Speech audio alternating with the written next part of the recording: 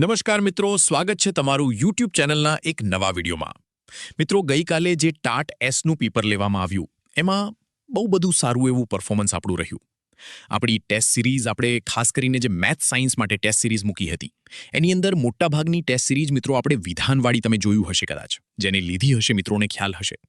જેવી રીતે હું પેપર ગઈકાલે નીકળ્યું અને બધા મિત્રોને ખાસ કેમ કે એ પ્રકારની ઈ લેવલવાળી પ્રેક્ટિસ કરેલી હોય, તમારું માઇન્ડ એ પ્રકારનું થઈ ગયું હોય એવા પ્રશ્નો કેચ કરવા માટે કે એટેમ્પ્ટ કરવા માટે, તો એનો તમને ચોક્કસથી સફળતાને બેનિફિટ મળવાનો છે. તો એ જ વસ્તુ ગઈકાલના પેપરની અંદર બધા મિત્રોને સારું એવો બેનિફિટ રહ્યો. વાત કરીએ બીજી બધી વસ્તુની, યોજનાઓ છે, કરંટ અફેર છે અને એ સિવાય ઘણા બધા પ્રશ્નો, તો આપણી નોટ્સમાંથી ઘણી બધી વસ્તુ જે છે એ પૂછાણી હતી. ખાસ કરીને અન્ય વિષયોની વાત કરીએ, રીઝનિંગ ને એ બધું આપણે આપણી નોટ્સ આપી જ નથી, પણ આપણે જે યુટ્યુબની અંદર ફ્રીમાં ગાઈડન્સ આપેલું કે આ ટોપિક કરજો, ઇંગ્લિશની અંદર આ ટોપિક કરજો, તો બધી વસ્તુ જો એ પ્રમાણે તમે તૈયારી કરી હોય તો તમારે ચોક્કસથી તમારો સ્કોર જે છે એ ઇઝીલી 100+ જતો રહ્યો હશે. જો મેં જે પ્રમાણે કીધું હતું હવે મૂળ વાત એ છે કે ઘણા બધા મિત્રોના ગઈકાલે પણ મેસેજ હતા કે સાહેબ હવે પ્રિલિમ તો પતી ગઈ, કેટલા માર્ક હોય તો મેન્સની તૈયારી અત્યારથી ચાલુ કરી દેવાય, અને બીજું ટાટ એચએસની તૈયારી કરાય કે ટાટ એસની તૈયારી કરાય, એ પણ આપણે આ વિડીયોની અંદર ચર્ચા કરવાના છીએ. મિત્રો, ખાસ મેરિટ બાબતે તમને કહી દઉં, ઘણા કહેતા સાહેબ મેથ સાયન્સની અંદર પેપર જે છે એ ખૂબ જ અઘરું હતું. મિત્રો, મેં પેપર જોયું છે, પેપર આમ અઘરું ના કહેવાય, પેપર લાંબુ હતું. ટાઈમ પ્રમાણે તમારે કેમ કે વિધાનવાળા પ્રશ્નો હોય, તમારી કંઈક પ્રશ્નોમાં ઘણો બધો સમય લાગી જાય, અને ખાસ મેથ સાયન્સની અંદર ગણતરી પણ કરવાની હોય. પેપર ઇઝી હતું પણ બધું લાંબુ હતું, એટલે તમારો ટાઈમ વધુ કેચઅપ કરી લે, તમને એ વસ્તુ અઘરી લાગે. પણ ઓવરઓલ આમ જે છે એ પેપર સારું હતું, ચોપડીમાંથી જ હતું, જે રીતે આપણે વિધાનવાળા પ્રશ્નો આપ્યા હતા એ મુજબનું હતું. અન્ય સબ્જેક્ટમાં પણ આ રીતની જે છે એ ચોપડીમાંથી જ પ્રશ્નો હતા. હવે મિત્રો, આના પહેલા આપણે જ્યારે વિડીયો બનાવ્યો હતો ટાટ એચએસનો, ત્યારે પણ મેં વાત કરી હતી કે મિત્રો મેરિટ જે છે એ ગઈ વખતે જેવી રીતે 2023માં ટાટ એસ લેવામાંની કે ટાટ એચએસ લેવામાંની જે રીતે 35% મુજબ આપણે 200 માર્કનું પેપર હોય છે, 200ના 35% મિત્રો તમે કરશો એટલે 70 ગુણ. ગયા વખતે આ રીતે મેરિટ હતું કે 70 કે 70 કરતાં વધુ માર્ક હોય તો તમને જે છે એ મેન્સ આપવા દેવામાં આવશે. આ જ પેટર્ન આ વર્ષે ફોલો થવાની છે બંનેની અંદર, 11-12 અને 9-10ની અંદર પણ. પણ અહીંયા એક ટ્વિસ્ટ નાનકડું એવું છે જે મને લાગી રહ્યું છે. આની પહેલા જેઈઆઈનું પેપર જે છે એની મેન્સ માટેનું રિઝલ્ટ બહાર હતું, એમાં પણ એવું જ હતું. કેમ કે વચમાં એક મુદ્દો ઉફડ્યો હતો કે તમે અનામતનો લાભ કોઈ પણ જગ્યાએ આમાં આપતા નથી. પ્રિલિમનું મેજર ડાયરેક્ટ ગયા વખતે બહાર પાડ્યું કે 70 કે 70 કરતાં વધુ બધાને મેન્સ આપવામાં આવશે, તો અનામતવાળાને શું કંઈ ફાયદો નહીં? એટલા માટે હવે જે છે એ રાજ્ય પરીક્ષા બોર્ડ 5%ની છૂટ આપે છે અનામતવાળાને. તો હવે થશે કેવું મિત્રો કે 40% પ્રમાણે જે જનરલવાળા ઉમેદવારો છે એમને 40% પ્રમાણે, એટલે કે 200ના 40% કરશું તો 80 કે તેનાથી વધુ ગુણ તમારે થાય છે તો તમને મેન્સ આપવા મળશે.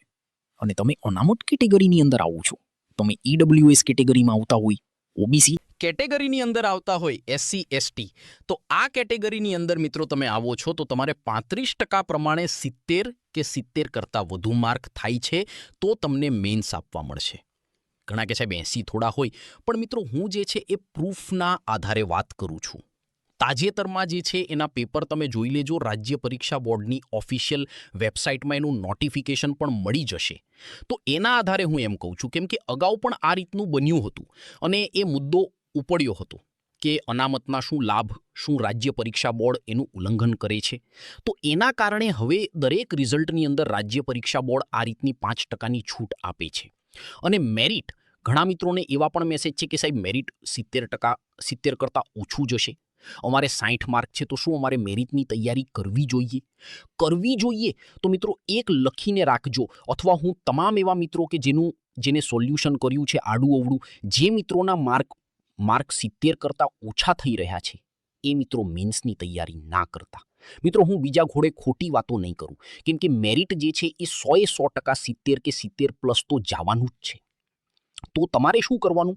તો મિત્રો તમે બીજી પરીક્ષાઓની તૈયારી કરી શકો છો, અથવા તમને એમ લાગતું હોય અને થોડી ઘણી સંભાવના પણ છે કે ટેટનું આવી શકે છે, થોડાક તરત નહીં આવે પણ થોડાક મહિનાઓ પછી, તો એની પણ તમે જે છે એ તૈયારી કરી શકો છો. તો ખાસ મેરિટ બાબતે આટલું આવું રહેવાનું છે. જનરલવાળાને 80 કે તેનાથી વધુ માર્ક અને જે અનામતવાળા મિત્રો છે એમને 70 કે તેનાથી વધુ માર્ક, આ રીતનું મેરિટ રહેવાનું છે.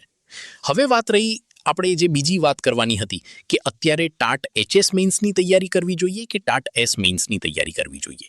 મિત્રો, આ બાબતે અગાઉ પણ મેં એકવાર વિડીયોમાં કીધેલું છે કે તમે બે હાથમાં લાડવો લેવા ના જતા. હું અનુભવના આધારે કહું છું. મેં ટોટલ 3 સરકારી પરીક્ષાઓ પાસ કરેલી.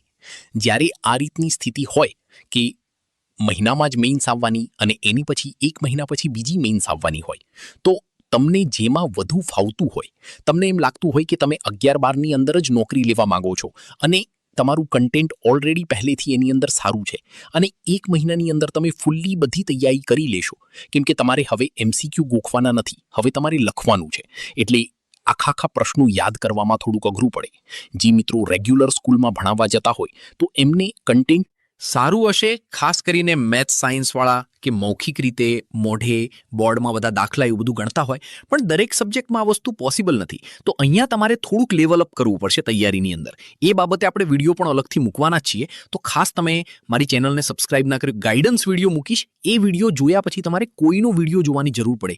કઈ રીતે તૈયારી કરવી, શું તૈયારી કરવી, ક્યાંથી વાંચવું, એ બાબતનોના વિડીયો હું 1-2 દિવસની અંદર જ મૂકવાનો છું. પણ આના આધારે મિત્રો હું એવું કહેવા માંગુ છું કે તમે એક ફિક્સ કરી લો. ધારો કે તમારું 9-10નું કન્ટેન્ટ સારું છે તો એની પાછળ જ ટૂંકમાં 2 મહિના આપશો તો બેનિફિટ થશે.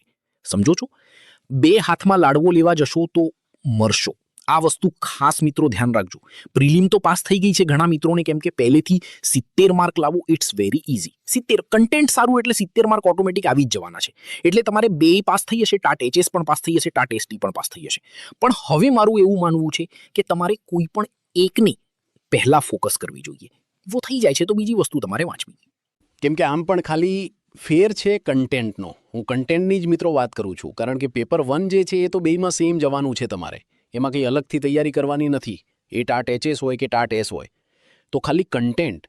કેમ કે 11-12નું ઘણા બધા જે પાઠ્યપુસ્તકો છે એ લેવલવાળા આવતા હોય છે તમારે. મહિનો હું માનું છે 130 માર્ક છે.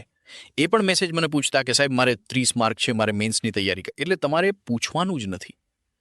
જે મિત્રોને કોઈ પણ સબ્જેક્ટ હોય 100 કરતાં વધુ માર્ક થઈ રહ્યા છે, વાંચવા જ મળજો. હવે પ્રિલિમનું પેપર મૂકી દો ઘરની તિજોરીમાં, તિજોરી ખોલીને મૂકી દો. હવે જોતા પણ નહીં કે 2-5 માર્ક વધે છે કે 2-5 માર્ક ઘટે. જે માર્ક આવે એ માર્ક ક્યાંય ગણાવવાના પણ નથી. એટલે એ પેપર હવે મૂકી દો. જેને 100+ માર્ક છે, સીધા મંડી જ પડજો મેન્સની તૈયારી કરવામાં. એમાં 1 માર્ક વધુ આવશે ને તોય તમને નજીકનું આ વસ્તુ જે નોકરી લાગે એમને પૂછજો કે 1 માર્કવાળા 150 જણા મિત્રો સરખા હશે એટલે નોકરી મળી જશે. હવે નોકરી મળ્યા પછી પણ સારી સ્કૂલ મેળવવી, સારી સ્કૂલ મળી જાય તો નજીકનો જિલ્લો મળે, વતનમાં મળે, તો ઘણી બધી ફાયદા હોય છે. જો મેરિટ ઓછું હશે તો ગ્રાન્ટેડ મળશે, સારું હશે તો સરકારી મળશે. તો આ બધી ચર્ચા આપણે ભવિષ્યમાં કરવાના છીએ. તો મેઇન વસ્તુ એ છે, હવે ઊંધા પડીને વાંચવા લાગજો. હવે મેઇન વસ્તુ છે આ ટક્કરની હવે ઇનિંગ છે અને અહીંયા ઘણી બધી બાબતો અસર કરવાની છે તમારા અક્ષરને, તમારું લેવલની, મેન્સની પરીક્ષા, કેમ કે આ MCQ બેઝ પરીક્ષા નથી. તો એ બાબતે હું મિત્રો વિડીયો મૂકવાનો જ છું. તો ખાસ ફરી એક વાત કહી દઉં કે તમે ચેનલ ઉપર નવા હોય તો ચેનલને સબસ્ક્રાઇબ કરી દો અને બાજુમાં આપેલા બેલ આઇકનને પણ દબાવી દેજો, જેથી હું કોઈ પણ વિડીયો મૂકું તો તમારા સુધી પહોંચી જાય. ધન્યવાદ.